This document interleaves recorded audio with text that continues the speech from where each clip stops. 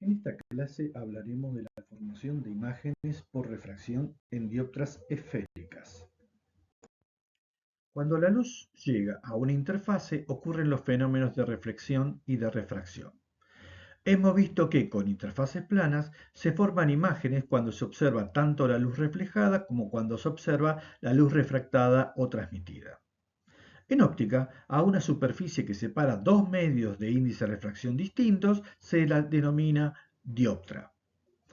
Ahora nos enfocaremos en la formación de imágenes cuando ocurre la refracción en dioptras esféricas y para esto usaremos la ley de la refracción. La ley de la refracción dice que cuando un rayo de luz incide sobre una dioptra, el rayo refractado se encontrará en el plano determinado por el rayo incidente y la normal en el punto de incidencia. Además, el ángulo que forma el rayo refractado con la normal y el ángulo de incidencia deben verificar la ley de Snell. El índice de refracción del medio incidente por el seno del ángulo de incidencia es igual al producto entre el índice de refracción del medio al cual pasa la luz y el seno del ángulo de refracción.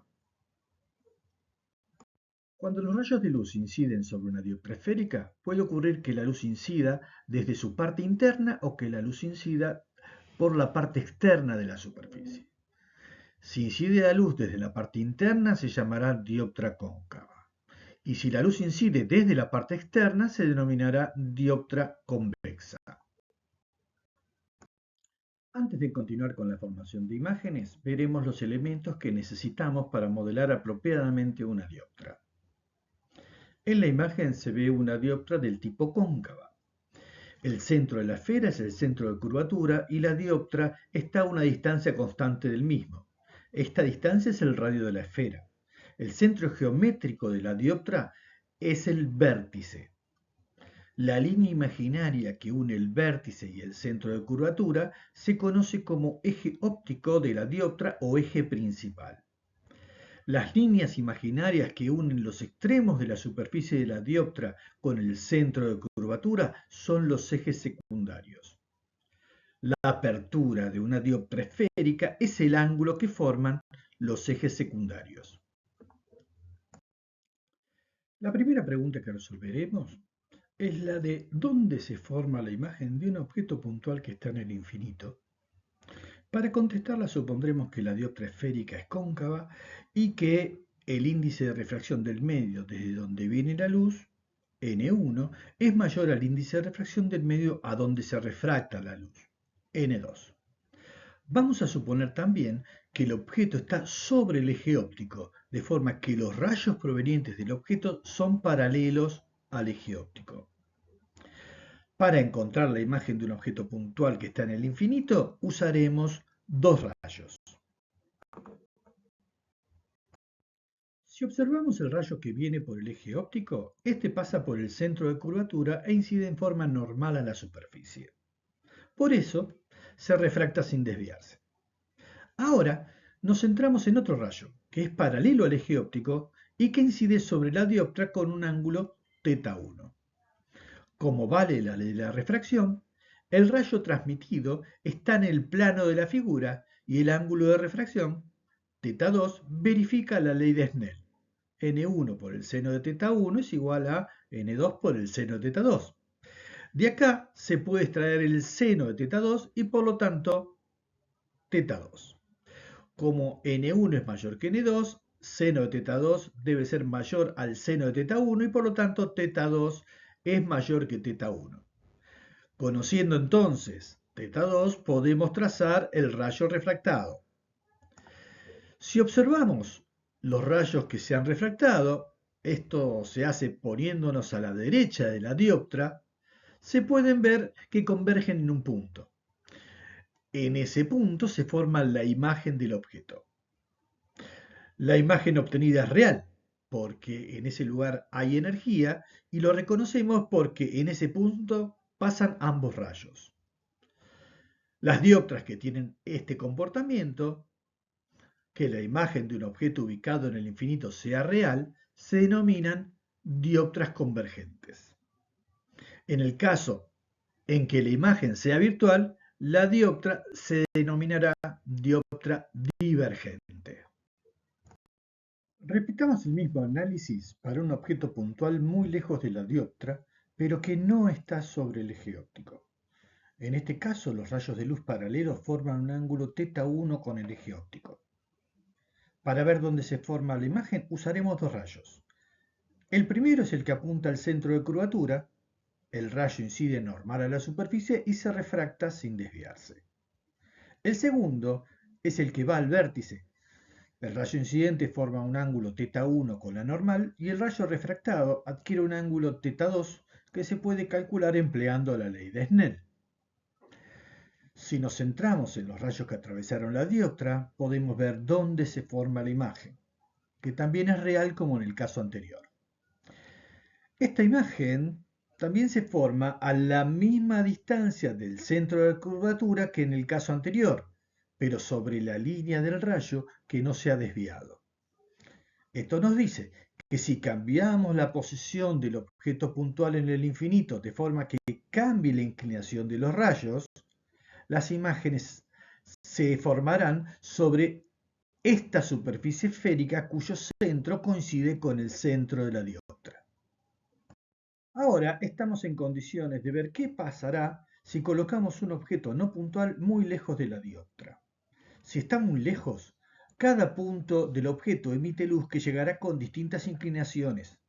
Cada una va a formar su imagen sobre la superficie esférica que comentamos antes. Esto significa que si ponemos una flecha recta como objeto en el infinito, tendremos una imagen curva. Es por esto que la imagen se observará deformada. Esto se conoce como aberración esférica. Cuando se trabaja con dioptras, es útil ubicar el foco objeto y el foco imagen. Estos puntos nos permiten encontrar la posición de las imágenes en forma gráfica, como verán en los videos de resolución de problemas. La posición donde se forma la imagen de un objeto puntual ubicado en el infinito sobre el eje óptico se conoce como foco imagen de la dioptra.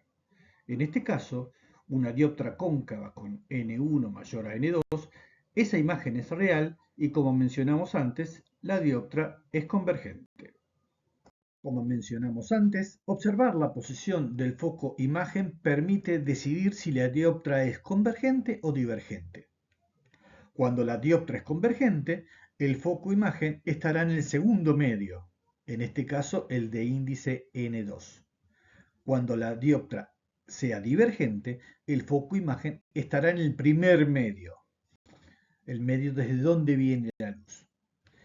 Pero las dioptras tienen también el otro punto importante, que es el foco objeto.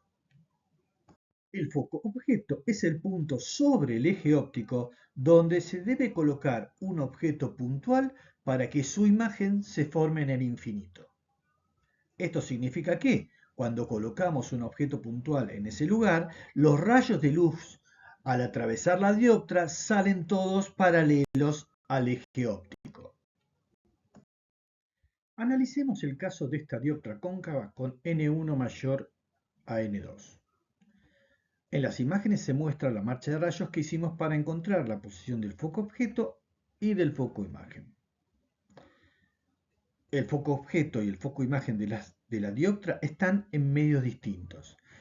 En este caso, el foco objeto está en el medio de índice de refracción n1, mientras que el foco imagen está en el medio de índice de refracción n2 y la dioptra es convergente. Se puede reconocer si la dioptra es convergente o divergente por la posición de los focos objeto e imagen. Como en el caso de los espejos esféricos, la aberración esférica no se puede corregir, pero se puede hacer despreciable si limitamos la abertura de la dioptra, es decir, limitamos la refracción al entorno del vértice. Esto es lo que se conoce como aproximación paraxial. Si nos limitamos a un entorno del eje óptico, podemos reemplazar la dioptra esférica por un plano, y entonces la imagen del objeto en el infinito tiene una aberración esférica despreciable y estará localizada en un plano perpendicular al eje óptico sobre el foco imagen de la dioptra. Observemos algo muy importante. Cuando se trabaja bajo la aproximación paraxial, la escala de distancias sobre el eje óptico va a ser distinta a la perpendicular a él. Para que se pueda trabajar con esta simplificación, el tamaño del objeto debe ser muy pequeño en comparación con el radio de la dioptra. Ahora veamos dónde se forma la imagen de un objeto cuando lo colocamos frente a una dioptra cóncava que separa dos medios de índice de refracción N1 y N2, con la condición de que N1 es mayor que N2. El objeto no está en el infinito y trabajaremos bajo la aproximación paraxial. Cuando trabajamos bajo aproximación paraxial, lo primero que se hace es dibujar el eje óptico de la dioptra. Se ubica el centro de curvatura y el vértice. La dioptra la dibujamos como un plano con solapas dobladas, indicando cuál es la curvatura de la superficie, y escribimos los índices de refracción de cada medio para no confundirnos. La posición del objeto y de la imagen la vamos a localizar usando un sistema de coordenadas ubicado en el vértice, de la misma forma que lo hicimos con espejos. El eje X tiene la dirección del eje óptico y el sentido es contrario al sentido de la luz incidente. En este caso, la luz proviene de la izquierda, por lo que el eje X es positivo a la izquierda del vértice. El eje Y es perpendicular al eje óptico. Hay que tener en cuenta que las escalas horizontal y vertical en el dibujo son distintas. Las elegiremos de forma que todos los elementos los podamos dibujar bien. Vamos a ver dónde se forma la imagen de un objeto de altura h cuando lo colocamos en la coordenada x igual a s sobre el eje óptico. El objeto está representado por la flecha. Como estamos en aproximación paraxial, la imagen del objeto no va a estar deformada. El extremo inferior del objeto está sobre el eje óptico, por lo que su imagen se formará sobre el eje óptico. Entonces, para encontrar la posición y el tamaño de la imagen, debemos ver dónde se forma la imagen del extremo superior, que es la punta de la flecha. Para esto, usaremos dos rayos. El primer rayo es el rayo que parte del extremo de la flecha y apunta al centro de curvatura. Este rayo incide en forma normal a la superficie y se refracta sin desviarse. En el gráfico, esto no parece así solo porque las escalas horizontal y vertical del diagrama no son las mismas. El segundo rayo es el que va al vértice. Este rayo incide con un ángulo θ1 y el ángulo de refracción θ2 se puede calcular usando la ley de Snell. Una vez que conocemos su valor, se puede trazar el rayo transmitido. Observando ahora los rayos que viajan en el medio de índice N2, se puede ver que se cruzan en un punto. En este lugar se forma la imagen. La imagen de la punta de la flecha se localiza en la posición x igual a s' e y igual a h'. Como se puede ver, esta imagen es real porque hay energía en ese punto y nos damos cuenta porque se localiza con la intersección de los rayos. Es invertida porque la imagen apunta en el sentido contrario al objeto. Es magnificada o aumentada porque la longitud de la flecha imagen es mayor que la del objeto. Como en el caso de los espejos esféricos, se puede hallar una relación entre la posición del objeto S y su altura h y la posición de la imagen S' y su altura h', y la coordenada del centro de curvatura que indicaremos como R. El signo de R dependerá de la ubicación del centro de curvatura respecto al sistema de coordenadas que estamos usando. En este caso, el módulo de R es el radio de la esfera y el signo es positivo. Si nos concentramos en el rayo que va al centro de curvatura, se puede observar que hay dos triángulos semejantes. La igualdad entre los cocientes de los catetos opuestos y adyacentes nos da la primera ecuación. Menos h' sobre r menos s' es igual a h sobre s menos r. Tiene en cuenta el rayo que va al vértice, se puede observar que hay dos triángulos que no son semejantes, pero sus ángulos están relacionados a través de la ley de Snell. Como trabajamos en aproximación paraxial, los ángulos θ1 y θ2 son pequeños, por lo que la tangente se puede aproximar al seno. De esta forma se obtiene la segunda ecuación. N1 por H sobre S es igual a N2 por H' sobre S'. Ahora ya tenemos el sistema de ecuaciones. De la primera ecuación se puede encontrar la expresión del aumento lateral m. El aumento lateral se define como la relación entre la coordenada de la imagen h' sobre la del objeto h, que se puede calcular a partir de las posiciones de la imagen y del objeto, y el cociente de los índices de refracción entre ambos medios. Con ambas expresiones y haciendo un poco de álgebra se puede encontrar una ecuación que relaciona la posición del objeto S, de la imagen S', la posición del centro de curvatura R y los índices de refracción N1 y N2. Con esta última ecuación, si conocemos S y R, podemos calcular S'. Luego, con la fórmula del aumento lateral, podemos calcular H'. De esta forma, encontramos la posición y el tamaño de la imagen.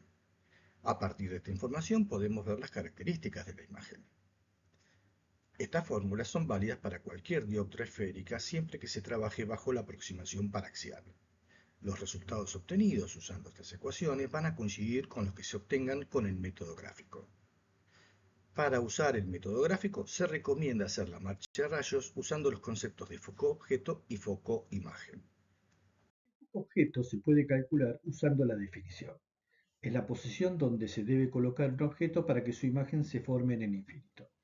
Es decir, que se halla reemplazando S' por infinito y S por F, despejando se halla la fórmula que nos permite calcularlo. El foco imagen es la posición de la imagen que se forma cuando colocamos un objeto en el infinito. Se halla reemplazando S por infinito y F' será la posición del foco imagen. Despejando se obtiene la expresión que permite hacer las cuentas. Observemos que los valores absolutos de la posición del foco objeto y del foco imagen no son los mismos y que tienen diferentes signos. Esto indica que no están a la misma distancia del vértice y que no están ubicados en el mismo medio.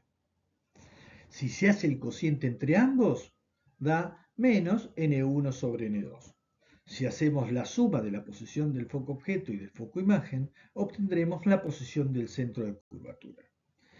Estas últimas dos ecuaciones son muy útiles al momento de calcular la posición de un foco si se conoce el otro.